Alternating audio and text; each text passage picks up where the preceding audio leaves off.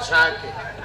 Sawise sliramu mapan ing Kadipaten Pati, ora usah ndadak sangga runggi.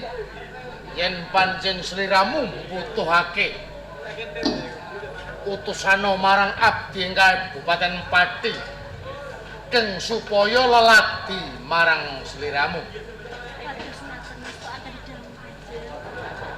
Mula panjenengan ngersake aja nganti sedih atimu merga sawetara sliramu pisah lan katresnanmu.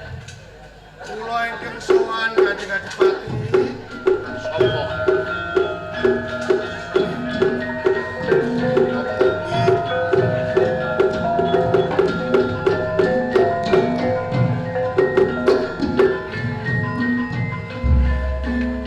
Paman Menggung Wiraguna. Kasinggihan dawuh. Saarawuh ndika kula ngaturaken pambagya palakrami dumateng arawuh. Pikantuk berkasa pangestu panjenengan. Anggen kula sowan wonten ing Kadipaten Pati kalis ing Sambikala. Boten katalumpen sumep kula katut. Dawah sami-sami. Ngaten. Janur gunung tanpa cecala ndika rawuh wonten ing Kadipaten Pati estunipun wonten wigatos menapa? Nggih. Menapa to sebabipun kok ngantos kula minggah wonten ing Kadipaten Pati Jalaran? Ing dinten sakmenika kula dipun utus kaliyan Kanjeng Panembahan Senopati wonten ing Mataram. Kautus dening Kang Mas Panembahan Nggih. lajeng wigatosipun Ingkang supados kula hamboyongi Rara Mendut Kanjeng Adipati. boyong dhateng Mendut. Nggih. Nggih. Menawi ngersa dalem Kang Mas Panembahan Senopati ingkang ngersakaken Mendut, monggo menawi badhe kaboyong wonten Mataram. Kados ngaten. Sawetara ndereka Paman Menggung ya ana Mataram. Ya, silakan. Kanjeng Adipati, nek sampun wonten kerampungan pramila kula dipun pamit. Neraken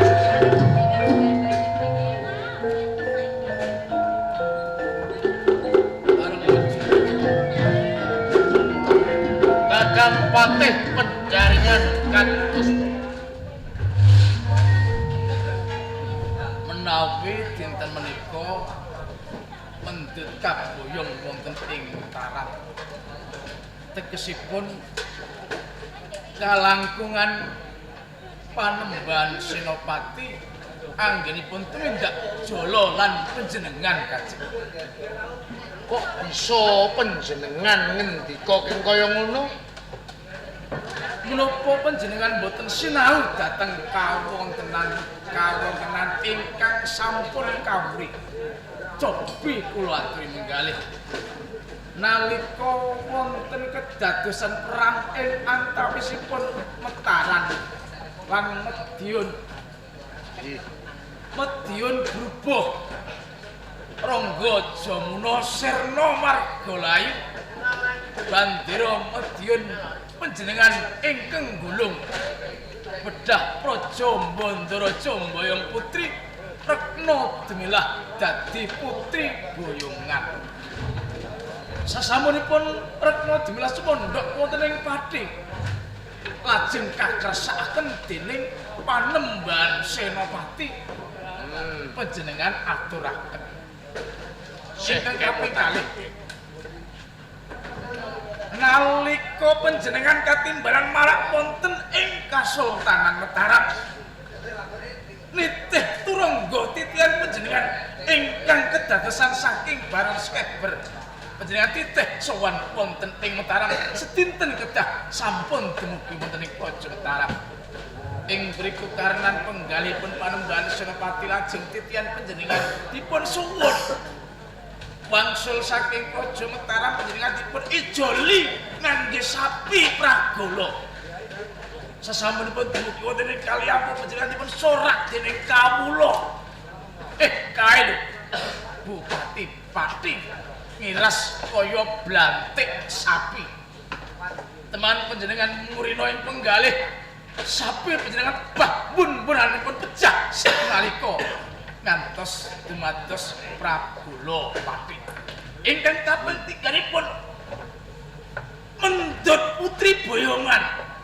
Anggenipun boyong saking kajiwan alam menika totohanipun napa? Bener kan? Menawi mboten panjenengan sampun sirna karma kenging tumbak guntur geni. Parandene sasampunipun sumondhok wonten ing Kabupaten Pati. Dipun suwun malih kalian Panembahan Senopati cetha. Ing tata lair Panembahan Senopati menika tresna dhateng panjenengan ing baktosipun boten. Piyambakipun kepenginaken panjenengan menika boten dipun akeni dening Panembahan Senopati wonten ing Praja Mataram. Ngaten kok panjenengan boten saged menggalih Kanjeng. Menawi kula dados kados dening panjenengan kula boten trimah rebut mendut saking astanipun Panembahan Senopati ingkang nembe kemawon dipun boyong kanthi tumapakipun tiyang ingkang utusan saking Mataram kula wau. Yen kaya ngono cetha Panembahan Senopati arep ngilani dadane Wasis Jaya Kusuma. Tak labrake Panembahan Senopati.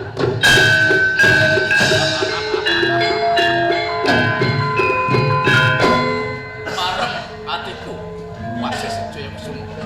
Aku wis wadon tombo. Ora urung kowe ceblokan karo Panembahan Senopati. Wis marem mergo aku bisa marsake patining ponakan-ponakanku saka Sampang Medura. Tak keploki saka kaduwan.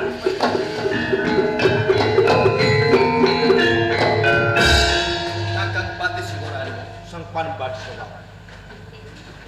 Purwa Madya Surados pundi nalika ingsun utusan dumateng Tumenggung Wiraguna parikedah boyongi mendut ing Kadipaten Pati. Sang Panembahan estunipun dawuh panjenengan sampun diestukaken kaliyan Tumenggung Wiraguna. Nanging kasunyatan ngantos wekdal menika dereng wonten pakabaran.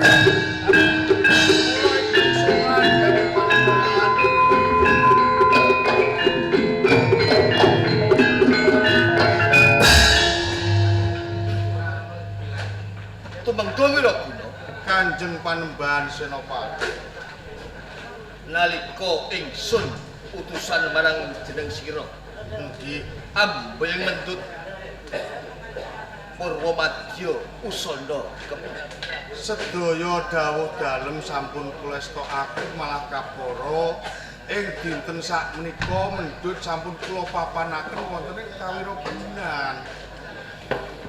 Jebeng Panembahan Senopati keparenga punwa sumela atur. Nggih. Sawise mendut wis bisa kelakon kaboyong ana ing Praja Mataram, ya sing ndak jaluk aja nganti kesusu dipundhut mlebu jalaran mengko ora urung kira yen to slira dalem kuwi tansah memanas-manasi penggali kadangmu si Wasis Jaya Kusuma. Prayogane sawetara dina dicicipake ing Kawiragunan supaya Tumenggung Wiraguna iki ngluwentak lawan Sindut. Kados ngaten. Wiraguna Kasinggihan dawuh sawis sing mendut kaboyong ana ing Mataram. Wiwit dina iki mendut aja boyong ing Mataram nanging tak pasrahake kowe ana ing Katemenggungan.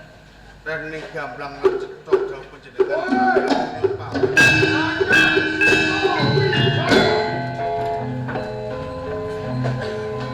Matun Joko yen Kanjeng Prawiro. Wasis Jaya Kusuma. Bos ngenteni.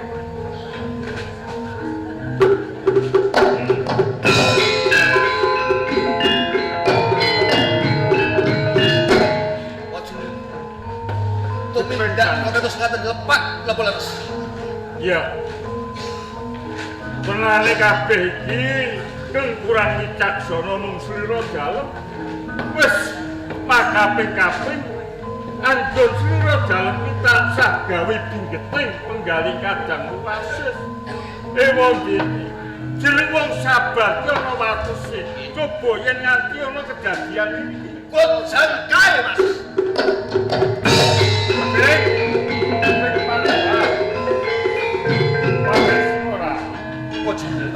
Bebasan ibaratnya wong ilang bae durung abang. Nah iki Jebul wis ana kedadian kaya ngene. Ayo coba dituntut. monggo kula dherek.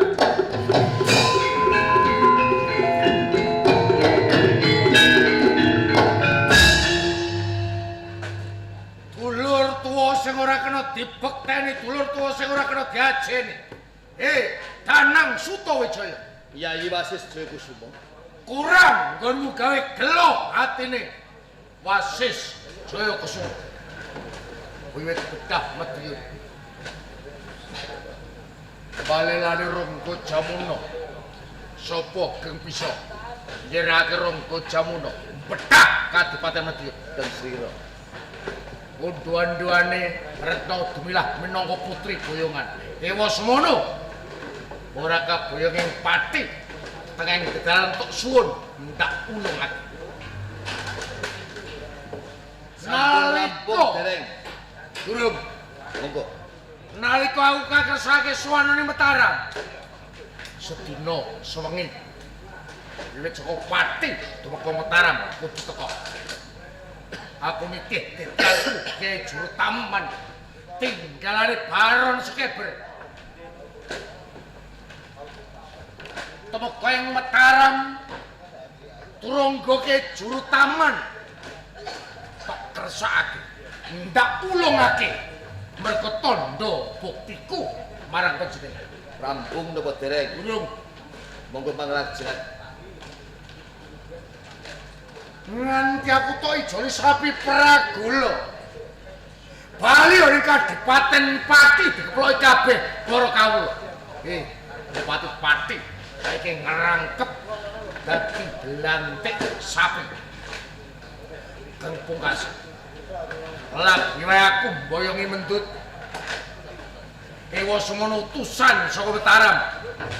Teka ing Kadipaten Pati mendut kaboyong ing Mataram. Apa pancen sengaja panjenengan arep ngilani dadane Wasis Jayakusuma. Yayi. Aja gladuk ati kurang ing panampa. Njur Kalamun Rara Mendut kuwi tak boyong ana ing Mataram. Kuwi ateges aku ora kleru. Mergo pawadanku maton. awadane Nalika Mendut isih wujud siponang bayi. Pancen tak titipake marang Ki Ragawangsa. Panjenengan aku mitungkas. Kalamun besok dewasane Mendut sapa wae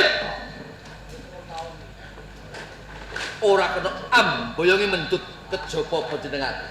Lah, Yayi Wasis, rene wet saiki Mendut wis remaja putri, ngancik dewasa. Mendut tak suwun pinangka garwaning pun kakang. kuwi perkaramu dudu perkaraku. Nanging nalika sayembarane Ki Jiwanala sapa kang kuat nadeke guntur geni kengkundang kalau ngokop geti kilodang datuk pulo separapat patak warak Hadipati Mandalika maling kopo kentil Wasis tutu Panembahan Senopati kaniku yen Panembahan Senopati Danang Sutawijaya arep boyong Mendut langkai wangkene Wasis kuwi sak lembaring nyawaku. tebak gadawan utang gede sembah kelamaan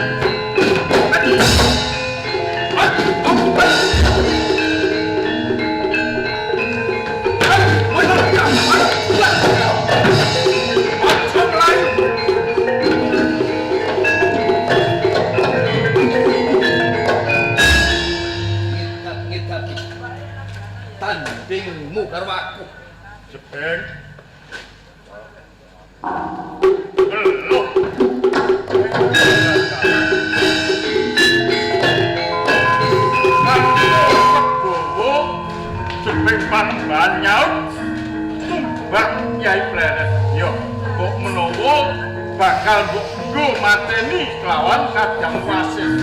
Bakal pirangan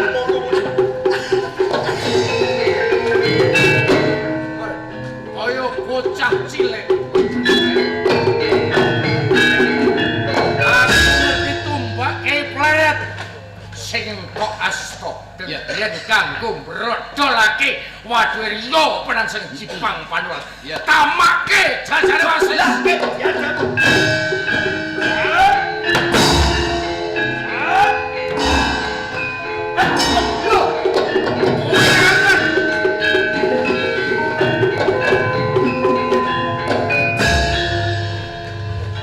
Tumbak Kyai Pleret boten mandi.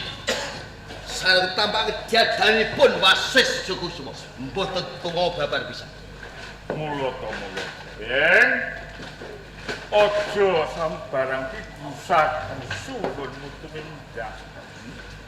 Dadi ki mau mbok tamake Sampun, Kadangmu Wasis boten tunggu. ora ngomong. Ya, ngerti yo.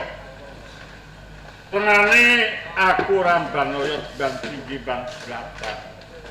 Gonku paring piwejangan kelawan kabeh para murid. Menawi kon dakwa Wajuru menika mbang cindhe mbang jalanan. Menawi Yayi Wasis mangbang cindhe, menawi kula mangbang jalanan. Nyatanipun sampun cetha. Wasis ketampani Kyai Pleret boten tumomo. Ateges Wajuru sampun beda-bedakaken. Aja nganti keng slira dalem ki kleru ing panapa. Kadangmu Wasis ananing Bedaya Sekti Mahambara. Iki ora merga saka peparingku wejang aku ora. Lajeng Merga kadangmu ki ndarbeni piandel keng ampuh banget. menapa menika? Kengaran si Kerewaja kuwi peparinge saka Baron Skeber wong saka Spanyol nalika dheweke perang tanding Slulup.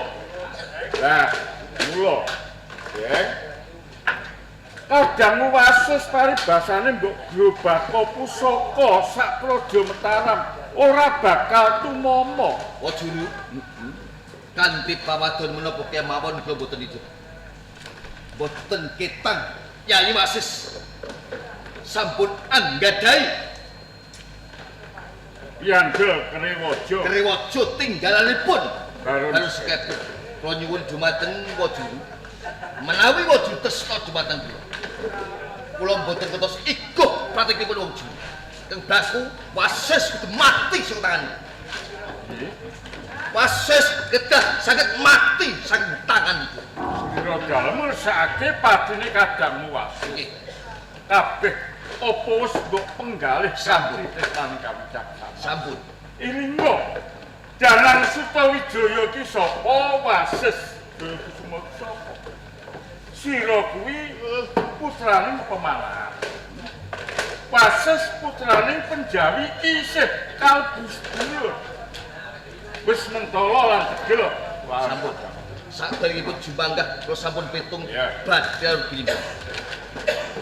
Yen pancen kabeh wis sira karepake. Ing kene mengko Punwa bakal nyipta mendung kanthi ndak saranani hawa kang panas. Tanuro mengko yen to Kadang Wasis iki krasa sumuk salirane, mesti bakal lukar busana. Ora wurung Kerewaja uga bakal dilukari saka jiwanggane. Yen mengko wis lukar busana, ringgiin saka mburi tampanono tumbak Kyai Pleret. Nggih.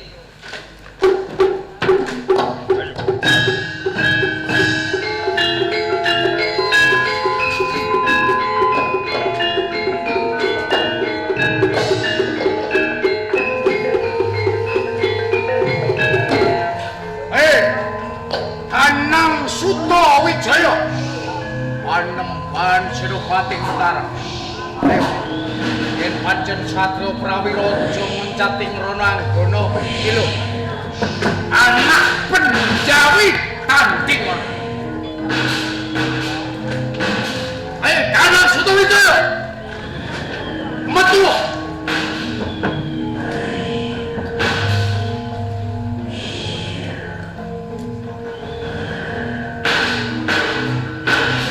Rasane ora kaya padatan.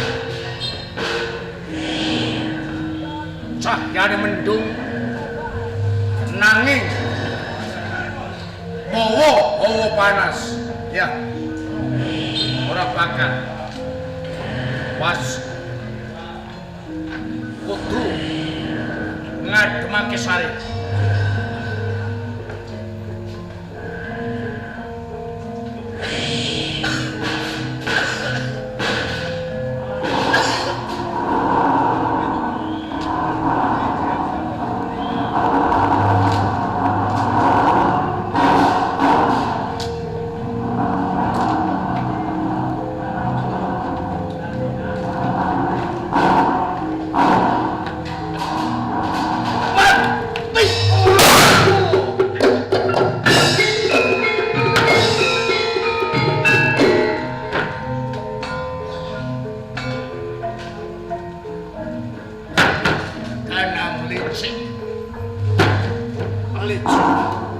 Licik kowe Panembah.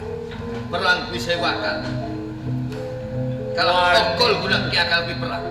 Wani mung ngelimpis saka Buriah Ora idep. ya. Mbok menawa wis pancen kinodratsa pepesdaning jagat aku kudu mati saka tanganmu. Ya. Kang Mas Danang Sutawijaya.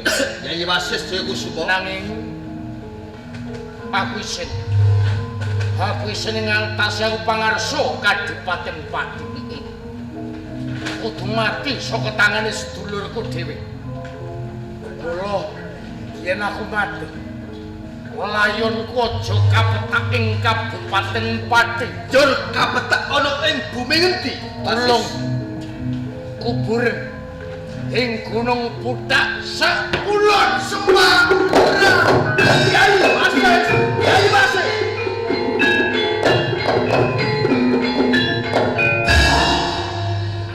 Wis. Ring Panembahan Senopati. Mojo ngertani iki. Ora perlu sira tangisi lan aja nganti sira netesake wasta. Estunipun gelo ing penggalih jalaran Kadang kula Wasis Jayakusuma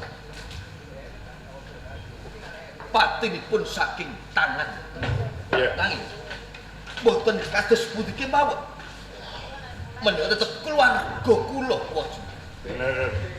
Mbok menawa panjen wis garising pepesdan menawa padine Kadang Wasis iki saka tangan sira dalem Iki mung wae ngene jumbuh lawan pitungkase sawise Kadang Wasis iki temekaning pati iki jasate ora gelem dipetak ana ing bumi pati. ngaten nggih. Dipetak ana ing Gunung Putak Kulon Semarang. Nggih.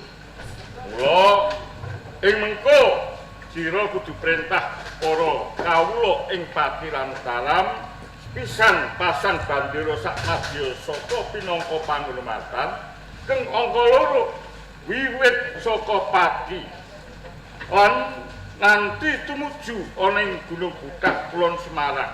Iki prajurit supaya baris wentis mengko kunarpane Kadang wong tinapak nganti tumeka ing Gunung Putak Kulon Semarang. Ya. Mula sirnaning Kadang Wasis mbok menawa ing mumpune bisa gawe tentreming ing Praja Mataram. Tentreming Praja Mataram bisa lumerek ana ing desa Tambak Rama Sakubah.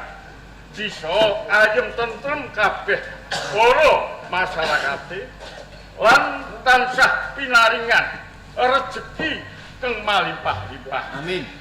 Para Tresna lampan mendut boyong sampun purna pramila keparing pamit.